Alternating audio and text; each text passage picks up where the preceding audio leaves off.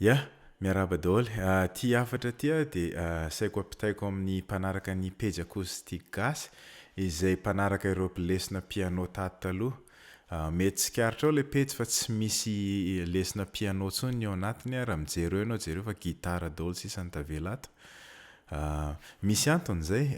Ny antony ty Pejy ty dia naveriko atao gitara fotsiny ny avoaka eto fa misy Pejy hafa izay afaka arahanao acoustique gas piano balade zany anarany. Dia lasa any daholo ny misy ny lesona piano rehetrarehetra. Andraso asehoko anao eto le Pejy io zao izy io acoustique gas piano ballads raha hoe amin'ny teny anglisy ny famakianao anazy. Dia ato daholo ny lesona piano rehetrarehetra no hivoaka. Misy lesona fototra ato hitanao fa manomboka amin'ny accord de base lesona vaovao mihitsy ireo vao namboariko.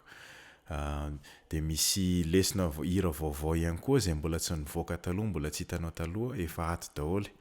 Ankoatran'izay le lesona piano rehetra tao amin'ny acoustique le Pejy gitara taloha ho averiko eto daholo izy fa ho avaoziko. Le grafika zany ho hatsaraina kokoa dia rehefa vita izay dia avoakako tsy moramora eto.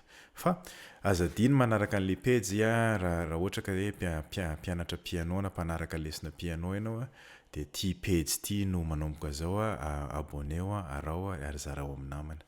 Ya, dia zay aloha izay ihany le hafatra fa atao fohifohy. Mirary soa.